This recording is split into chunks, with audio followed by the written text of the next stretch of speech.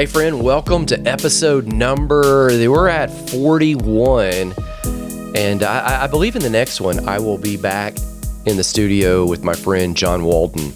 Let me set this one up. Months ago, my friend Mike Sanders with Holos Human Performance, Junto Tribe, and infamously, he's the guy that's the strength and conditioning. I would not even say coach. I would say the overseer. I don't even know what his exact title of that is.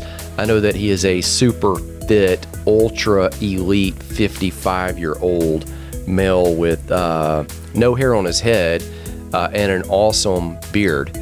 So that'll kind of cue it in for you right there. He told me, he said, "Hey, you need to meet my friend Michael Belton." It's like, well, who's Michael Belton?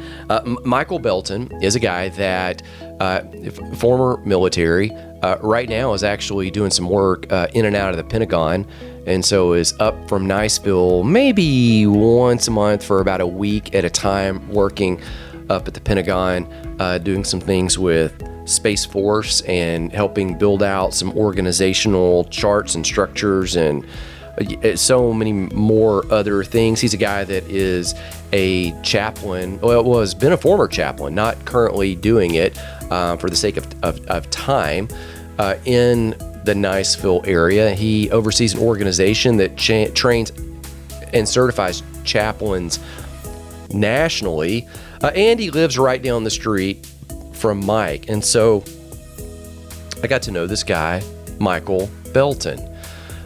Michael Belton, drill it down even farther, is a guy that's kind of helping host and MC the upcoming GY6 workshop in the Niceville area.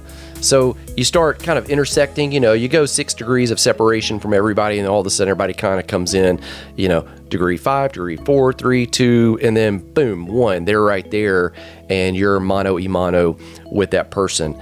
Here's what another little interesting tidbit about Michael Belton. Michael is a former sentinel at the Tomb of the Unknown Soldier. And so, there are sentinels that watch over that and man the post 24/7, rain, shine, sleet, snow, lightning, whatever. And so that's maybe another little layer to Michael Belton. I was talking to him one day, and down in Niceville, it just kind of worked out. It's like, "Hey man, are you in town right now?" He was, and so we met up at the coffee shop right there at Black Rifle, and we're dialoguing for a little bit about some upcoming events that he's got. In fact, I'm going to be doing the GY6 training for their chaplains. I think that's in October. Oh man, don't quote me on it. Even though here it is, I'm like stamping it digitally. I think it's on October the 10th, is what it seems like. Going to be there on a Saturday training their chaplains. We're dialoguing about that, dialoguing about the Niceville event that's coming up, talking about some other things. And at some point, I say, "Hey, as a sentinel, or former sentinel, you're kind of in this elite fraternity now, aren't you?" And he humble guy. He's like, "Well, yeah, I mean, yeah, I am." And then I said something like, "Well, I mean, that means like, if you're a former fraternity member at a college, like you go back to campus, you can just kind of walk into the house and go in and open up the refrigerator. Can you do that there with the barracks or whatever you guys have?" And he said, well, yeah, like there's like I've yes, I have, clearance, like I can go and, talk to the current sentinels and walk around. And in fact, I can give tours. Many times I give tours, like they'll because they're all working. And so a lot of times they'll have somebody showing up that, needs a tour.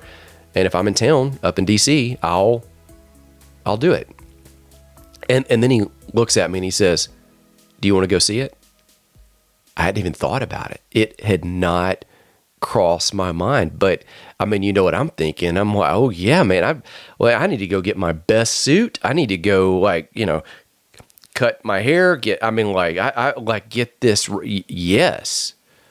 So the tour and going through Arlington, I saw all this stuff when I was a kid. And then I saw it again when I was in college.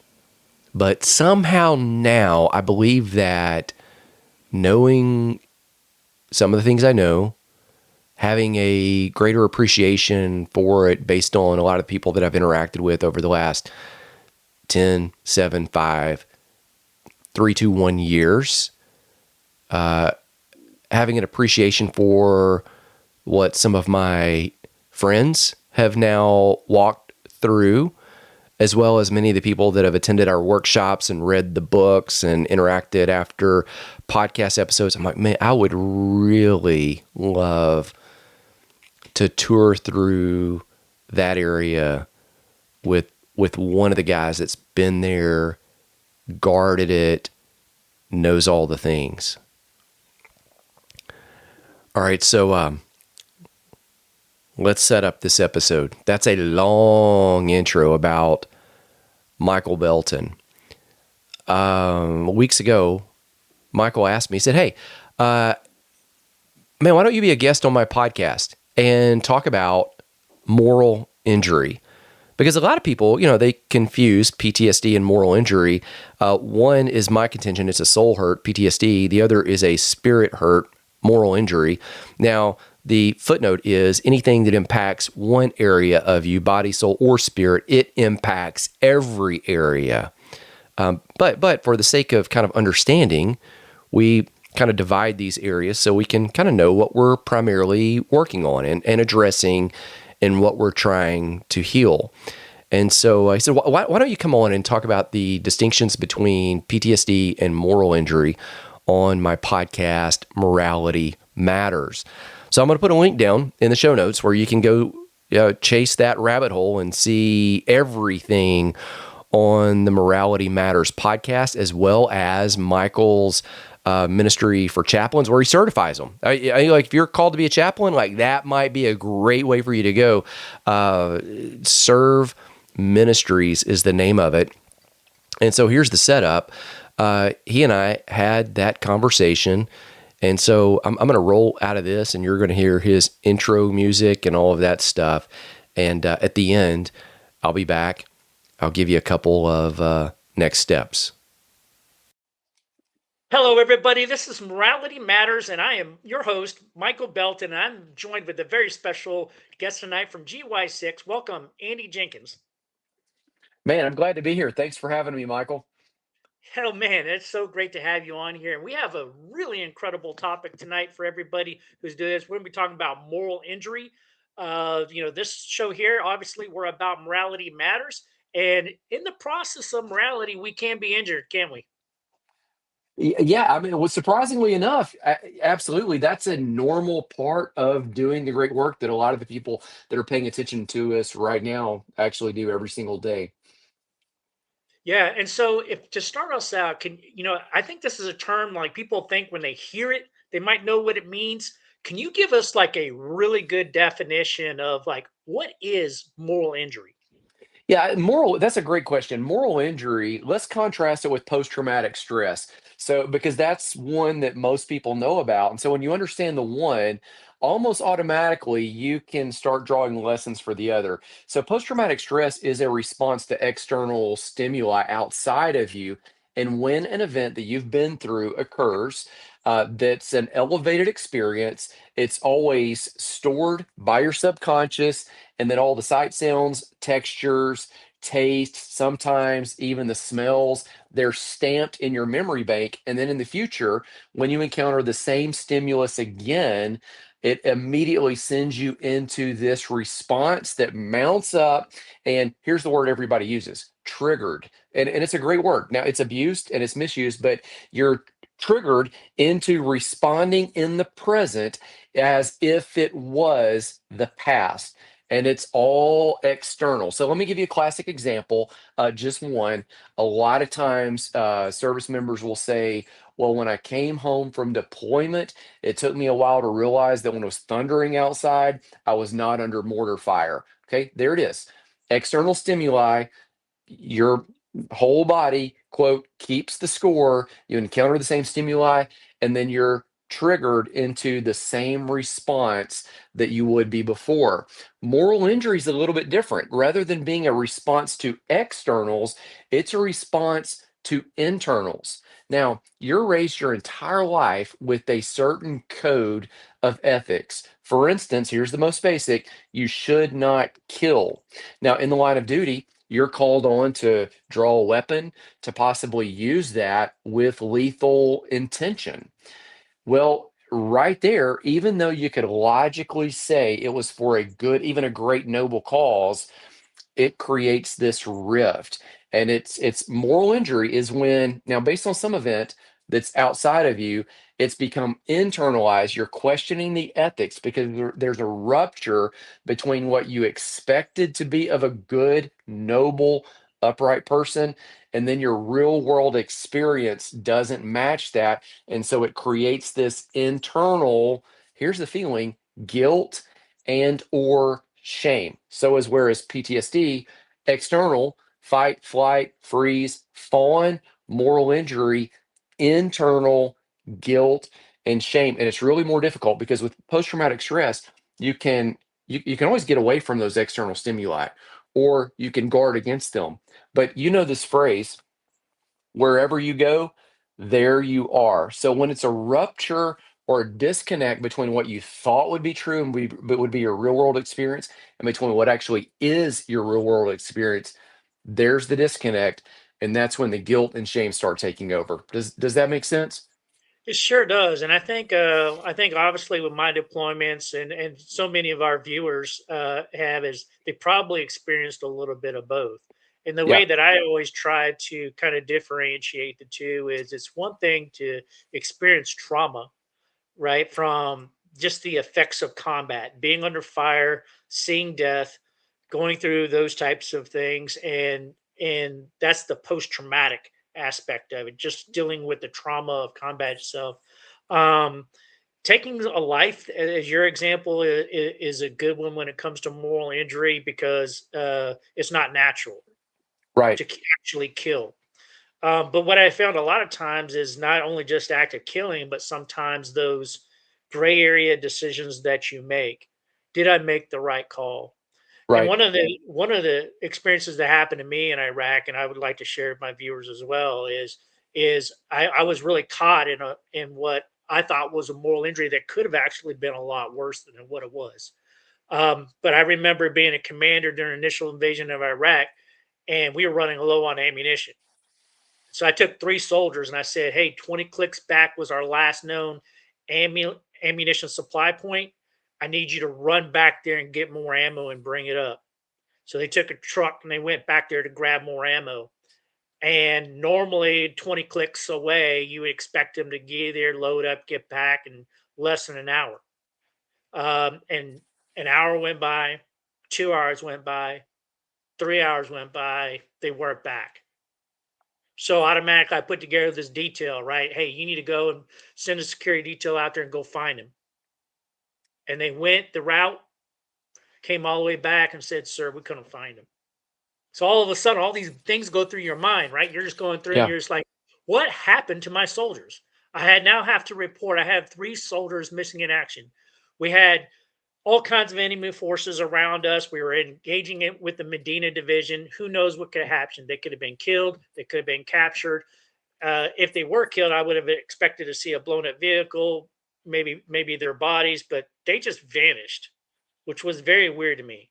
Were they captured? All of a sudden, we were told we had to move. I don't want to move. I have 3 soldiers that their last location where I'm at is right here. This is they're where they're coming back supposed to to you. return, Yeah, right? I'm ordered to move. We move, and I've now lived with the decision that I made. Did I send enough security forces with them? Were they captured?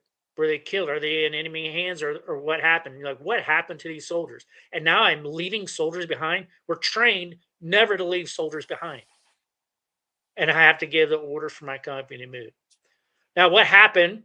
Long story short, everybody, is because we were engaged with the Medina division and we were taking on fire. It was the cloud of war and everything else like that. An artillery unit was there also, and the ammunition supply point had to move, and everybody was ordered to help grab as much as they can because we all had to move. And that artillery unit took my soldiers, and they told them, "Hey, we'll get you caught up to your unit later, but we have to move." For 3 days, I lived in the darkness of wondering what happened to my soldiers.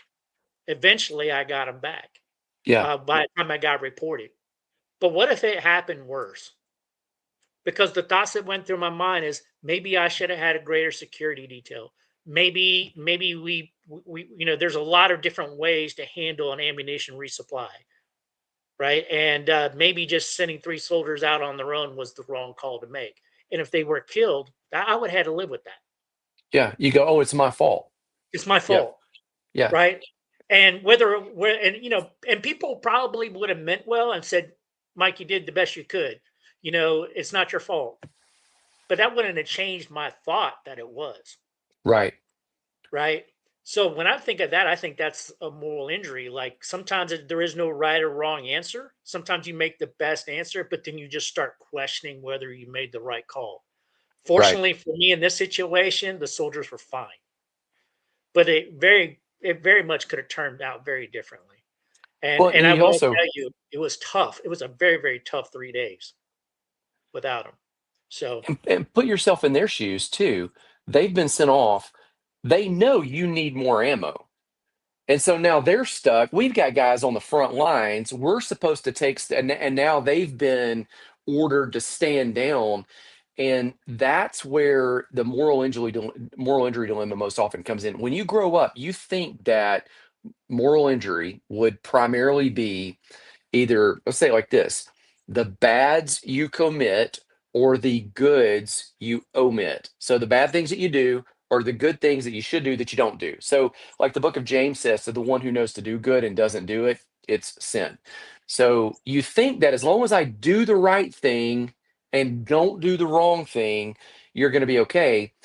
Moral injury most often occurs in these, and I think we actually even brought a graphic that you can about the complexity of it, where you can flash that. I listed, and this is not an exhaustive list, but it's almost 10 different categories of moral injury, and you have everything possible on that list of, hey, you neglect a possible good, something you thought you should have done, and you replay it over and over and over, or it's an abnormal action like firing your weapon, or it's you try something that would be good. um try to execute this mission and then we lose a man, or a man gets injured, or there's a bad outcome, we're not able to save the person, or you don't see the signs of something bad that's about to happen, so either you order your men to move forward, or someone that's under your watch commits suicide and you didn't see the signs coming, and then all of a sudden you start playing the blame game, or survivor's guilt. So in some sense, you survived something they did not, and you wonder, oh man, if I was there. Other examples: you're the victim. So every female that I know, and this is true of men too. I was talking to an American Legion post the other night, and one of the men said that happened to me. Every victim I know of rape and abuse feels like they were wrong, and that somehow they might have even caused it. It's their fault. And he said, no, no, no, you were the victim in this. You didn't cause this, but there's still that moral rupture between what they believe to be true and then what actually occurred.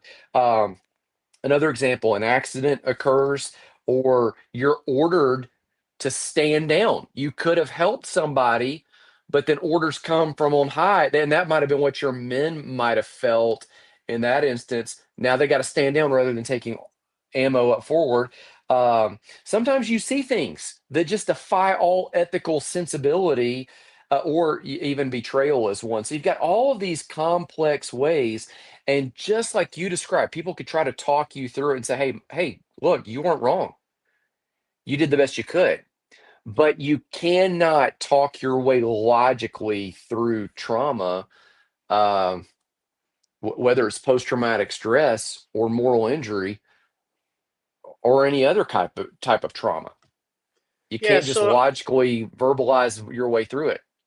no, I think that that's really good. So, one of the things I want to ask you is about this heal the hurt that you have. Can you Yeah. explain a little bit to about this to us?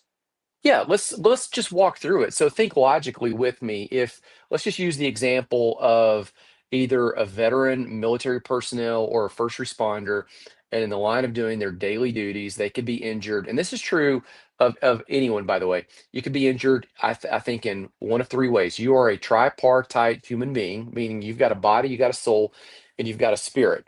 Now, the disclaimer on this is going to be, I'm being very simplistic. Every single part of you is interconnected and affects every other part. But that said, let's just kind of separate them out to where we can understand them.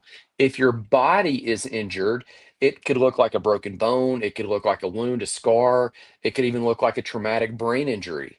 A lot of people think traumatic brain injury, TBI, is post traumatic stress. It's not. TBI is a physical injury. Your soul could also be injured. That's the area of your emotions, your thoughts. And when your a soul is injured, it looks like post traumatic stress, whether it's at a diagnosable level, which for most people it's not, or an undiagnosable level. When your spirit is injured, that's your spirit, your conscience, that's going to be a moral injury. And the key here is you've got to heal the kind of hurt you have. So if I've got a spirit hurt, moral injury, and I treat it as if it's post traumatic stress, which a lot of people do because they don't know the difference between the two. It's not going to heal that hurt because it's very much like if I broke the right arm and put a cast on my left arm, it wouldn't heal that arm. It would be an adequate healing protocol, but it's just the wrong healing protocol for that injury. So you've got to, if that makes sense, heal the kind of hurt that you have. No, it really does. And I think you have another slide on that, don't you? Well, I've Uh, got one that's very similar where you're talking about kind of the key distinctions between PTSD and moral injury. If you'll flip through, there's going to be one that actually says other key distinctions. Let's go back I one see it slide here. right there. Yeah. Okay. So if you're thinking about back to the example at the beginning when I'm defining all of this, post traumatic stress, it's really a response to external threats. Now, it's going to take the form of and this is unique not only to each individual, but unique to the actual threat. It would take the form of fight, flight, freeze, or even fawn. So, flight, you might just run away. Fight, you might just engage the enemy. Freeze, that's the classic deer in the headlights where you don't even know what to do. You just kind of, which deer in the headlights is the correct response, by the way, out in the wild. Because if a predator's coming after a deer, all of a sudden they freeze, you can't even see the deer. But when they're crossing a road and see car lights and then take that response, it's just like our post traumatic responses. It's the right response, wrong time and place, boom, deer gets hit, or boom, you react in the wrong way, and then you get injured and other people, you create all kinds of chaos. Fight, flight, freeze, fawn is a lot of placating or just kind of being subservient to the person. You'll see that a lot of times in dysfunctional relationships. And I've seen that again with males and females alike. And it occurs generally, post traumatic stress generally it occurs when you're triggered by certain sight, sound, smell, texture, taste that reminds you of the previous. And it could just be in your subconscious. And then all of a sudden, boom, you're thinking about it, you're reacting. Moral injury, that's going to be an internal threat. It takes the form of guilt and shame. Guilt based on the action that you did or the action that you did not do. Shame is when you internalize it so much that it becomes part of your identity. Meaning, Mhm. not only did I do a wrong thing or failed to do a right thing, but I am a wrong thing. I am not even worth being human. This is when people start judging themselves and saying, "Hey, I don't even need to hear from you. Like nobody can be a harsher critic on me than what I've already been." And that one, it's a little bit different because this guilt and shame, moral injury, whereas post traumatic stress occurs generally when it's triggered by some external thing, moral injury just continues lingering and it's there kind of in that spirit, hurt, conscience. Again, that phrase, wherever you go, there you are, it just seems to be this consistent thread that's going on and on and on. Now, there's Yeah, I another find slide that if you'll, very interesting because, I minister to a lot of veterans and police yeah, officers and so forth, and I've actually worked with a lot of veterans that are actually ashamed of their military career, right, or they're upset on of something that happened to them in their military career to the point where they don't feel like they gave honorable service. And that's the hard part for me to hear because it's like, no, you did an extraordinarily honorable thing and you served your nation. You know, you can't, and I know it's hard to say that and for it to become, for them to rationalize it to become true, but uh, they'll have it in their own mind that because of a decision or a circumstance that they were in and how it turned out, define their entire service as whether it being honorable or not honorable, right. which is which is to me s- so heartbreaking that that happened to a soldier like that. Like, no, again, you can tell them like you made the best call that you possibly can make at the time, and you were the right person to make the call at the time. And even if the result didn't turn out to be like you wanted to be, it was still honorable. Another thing that I'm dealing with right now is veterans who served during the initial invasion in Iraq in 2003, where I was the commander. And people Yeah, go, "Well, why did we even do the war? I don't understand why we really ended up doing it." Now, so many years later, I don't see the purpose in it. And I lost so many friends, right? Or even Afghanistan, because I did multiple deployments to Afghanistan.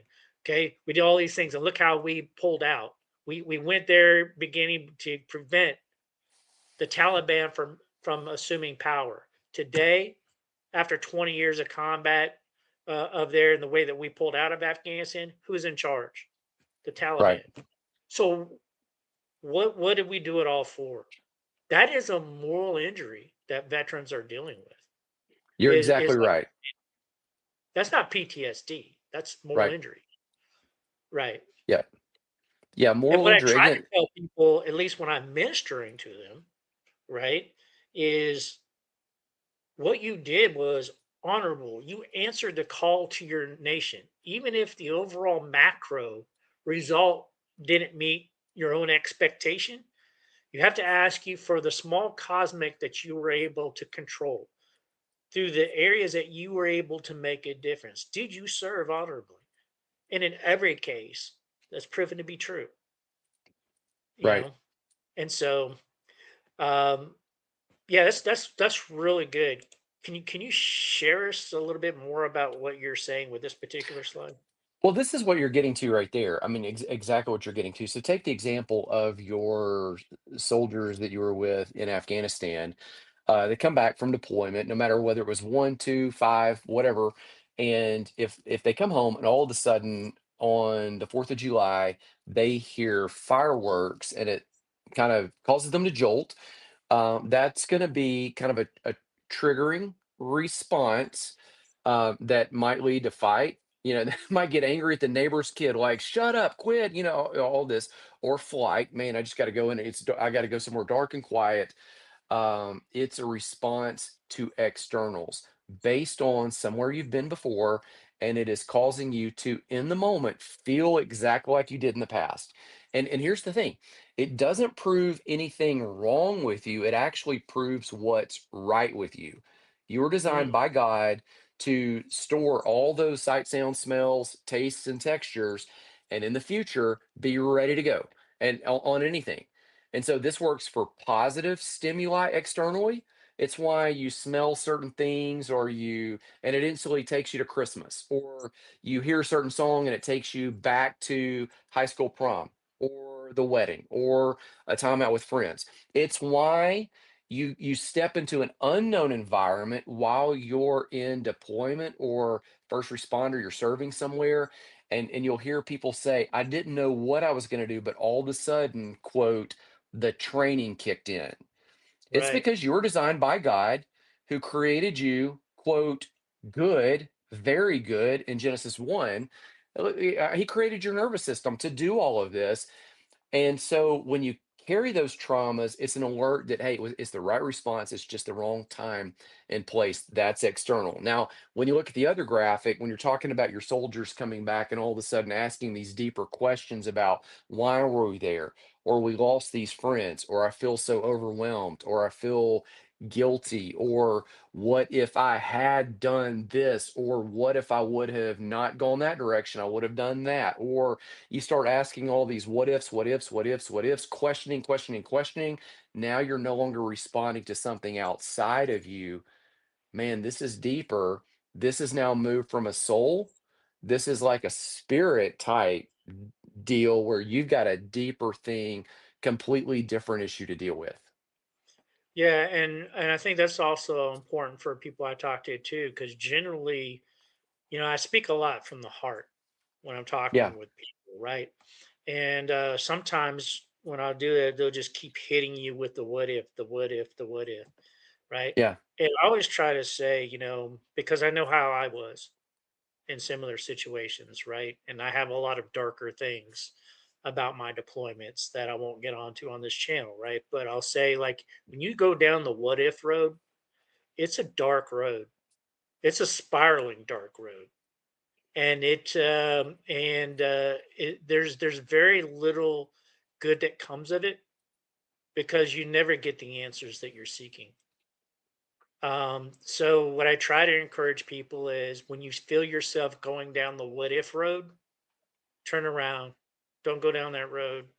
Know that it's affecting you, that you need to talk to people about it, and that. But going down the dark road, especially alone, you're going to find yourself more and more isolated by yourself, and that's not a good place to be. And really, you won't get answers there. Right. You really won't. And so that's the part where you really have to say, okay, this is affecting me a little bit more than what it should be. If it's, when it's debilitating, when you lose time and you don't realize that you're losing time, you're caught in these thoughts and a couple hours go by. I remember there's times I do that. I'll stand in my closet looking at, what I'm going to wear. And next thing I know, 2 hours later, I'm still standing in the closet and I haven't picked out what I'm going to wear because I'm going down the what if road. That's Hmm. not healthy, right? So I'm like, okay, I've got to turn around. I need to talk to somebody about this. And that way I can function from day to day Right. because true moral injury, just like PTSD, here's where they're common is they can be debilitating if they go untreated. To your That's point, right. they require a different form of treatment, Right. but they both require treatment. Otherwise, you can be very debilitated in life and it can affect relationships, job performance, everything else that's going on in your life. And who wants to live standing in a closet for 2 or 3 hours, can't pick out what you're gonna wear. Yeah. Right. Well, yeah, I mean, and that's the bigger issue. Either one will keep you from moving forward into your purpose. It's really hard to walk in your purpose when you're clinging to past pain that's completely understandable and expected in light of what you've been through. So, if you're listening, you're watching, and you're someone that's dealing with whether it's post-traumatic stress or moral injury, I wouldn't take it as a negative sign that you're broken. I would take it as a positive sign that, goodness, humans weren't designed to walk through the trauma that we walk through. And so it is a natural response. If I jump off the back deck here at my house and fall 20, 30 feet, I'm probably going to sprain or break something. That's a natural response to go. It would not be normal to be able to fall off of that and there not be any kind of repercussion. It would Right. not be normal to go through the things that you've been through and for there not to be a post-traumatic response. It would not be normal to go through the things you've been through and there not be a moral compass type like, so if that's you, take it as a good sign that you're on the right track, that you're normal, that you're not broken. That you've got some work to do, got some stuff to heal, but y- you're not messed up. Yeah, Make so sense? everybody, I want to leave you guys with something that you do. Like if this is something that you're dealing with post traumatic stress, or if you're dealing with moral injury, you can always reach out to us. You can contact us on serveministriesinc.com. You could also reach out to Andy if you have questions with him. You can get with gy6.online, reach out to him. Any other contact information I do if they wanted to reach out to you, Andy? Yeah, I Or mean, is if that they'll go to gy6.online, I mean, right there, you can get my email, you can fill out a web form, you can get my phone number, or if they know you, I mean, me and you and some other friends of ours in the same circle, we're doing some things together. And so that's just right. show up at one of those things and walk up right to the front and say, "Hey, I'm so and so. I heard the stories on, the podcast, and man, let's talk." There is freedom and healing when you get it out there and you realize, man, you just shared part of your story, Michael. You get it out there and people realize, man, I'm not the only one.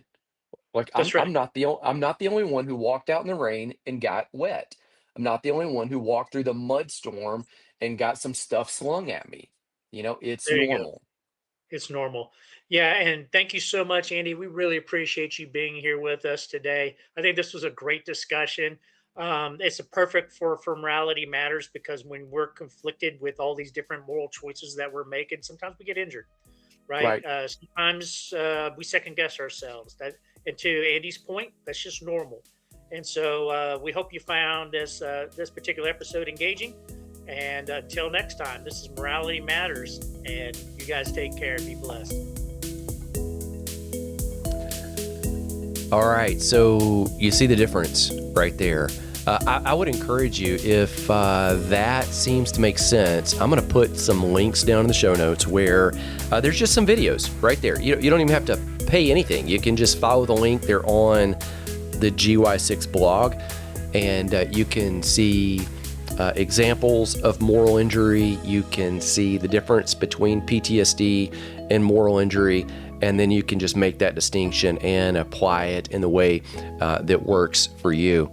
I'm going to pray for you, and then after that, I'm just going to let the podcast keep rolling. Several weeks ago, when I was down there in Niceville recording the episodes with my friend Mike Sanders and Jim Marion, Jim has this way here's what I would say. I've told you before, Mike is one of the most brilliant guys that I know, and sometimes he'll just start talking. And when he starts talking, and it's unplanned, non-scripted, not prepared, it's just talking, some of the best stuff comes out. And so Jim has this tendency when you're setting up a podcast or you're about to record something or doing an event, whatever, of just if Mike starts talking, he'll just turn the microphones and the recorder on. Sometimes you get a bunch of nothing. A lot of times you get some gold. And so I'm going to pray for you, and then I'm going to just let it run with just know that I don't think Mike knows that we're being recorded. I knew because I looked at Jim and he kind of gave me the eyes of like pointed to the recorder. Yeah, this is rolling. But before we get there, my prayer for you is the Lord bless you, keep you, be gracious, shine favor all around. May His grace penetrate the deepest, seemingly darkest spot that you might have been afraid to show. May you feel ease, peace, His light, comfort, warmth. Know that you are fully accepted, fully loved, embraced. Grace and peace. Let's talk again soon.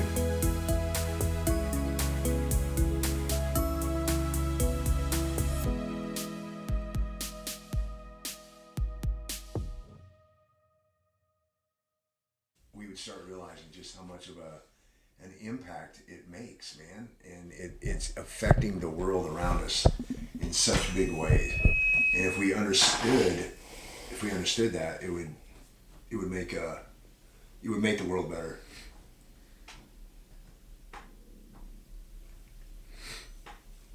It's like this: if I cheat on my wife, and it's never ever discovered, I hid it, she never found out, but I still ruined something. I ruined the other woman's life. I ruined mine. I hurt people that I care about.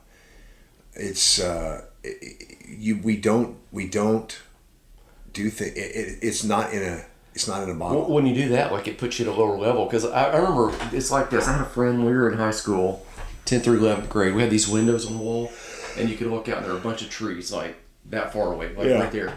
And one day he looks at me, he'd gotten back from the eye doctor. He goes, "Have those trees always been over there?" Wow. I was like, "What do you mean?" Like, the ones right there? He goes, No. Like, the line of trees behind those trees right there. Like, if you look there, you can see, like, there's 2 rows of trees. I was like the ones far away? He goes, "Yeah, have they always been there?" That's it. I was like, "Yeah." So, I mean, he had no clue till he got the glasses that those trees had always been there. That's what you would do. You, like, if you cheated on your wife and you didn't tell her, like, you would live at a diminished capacity like that, where you just, you don't know what you're missing. Like, you just, that's just it. It's just a diminished, That's exactly right. So we don't know what we're missing. So if everything this book is talked about is real, then that means that we are trained to see the world around us, because this is where we're at. But the reality is there's so much more out there, and we missed out the next level of trees, and we don't know what's all out there. And so this idea then of spirituality, then all we're doing is getting a small glimpse of what's actually real. And I do believe, because Grace asked me, my oldest daughter asked me, she said, "Dad, I don't understand how you feel like you can hear from God." And I said, "Buddy, I am 55 years old and have been asking and working on it for that long. So you're 18. That doesn't mean that you won't someday get there." And I'm seeing things in the spiritual world that I never saw before, even last year. And it comes from training myself to be able to see that stuff. Well, that's evidence that you can undo that generational curse. That's exactly right. Right? Because she is going to pick up on that ability way faster than you did. Yeah, that's right. Because of the work you put into her and to it. And I hope that comes out in that podcast. Like, that doesn't mean you're stuck here. You can actually get your genes to express themselves differently. Mm-hmm. My mom and dad, both of them are obese. And my brother is a pretty large guy. But I have changed the genetic outcome of my body because of the way I've taught it to do things differently. Mm-hmm. Right? And so it becomes, it's not that hard for me anymore. Yeah. Even I'm 55, and yeah, it gets a little harder, but it's still not what it was, or what it could be. I mean, and I should be overweight. I should be all these things, but and then the question would be, why were they overweight? Was that their drug of choice? To eat a lot in order to take care of the problems and the struggles that they had. So when I spoke at that church, when I did the very first info ever, Riley went to the back of the church, and I saw him back there. I didn't think anything of it. After the church service, he said, "You see me in the back?" I said, "Yeah." And he goes, "You know why I do that?" I said, "Why?" He goes, "Because I'm praying for the service. I'm praying for all the people." He goes, "Did you notice what happens when you started talking?" I said, "No."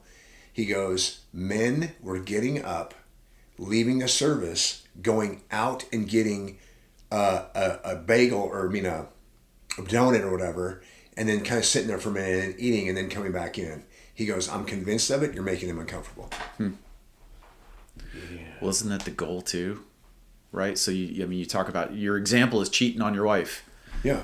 There is a growing movement that is trying to justify that behavior. I know. Like, no, she doesn't do this for you, or she messed up here, so it's okay. Yeah, that's. And you can apply that logic to any poor decision that we make. There's a growing movement of people that are trying to convince you that it's okay if you do the wrong thing. Hey, let's record another one. Are you serious? Yeah. I've actually been recording. I didn't tell you, but that's okay. He started talking, and I was like, that might be good. Yeah, let's. I'll just hold cue on, it stop up for this it one. again.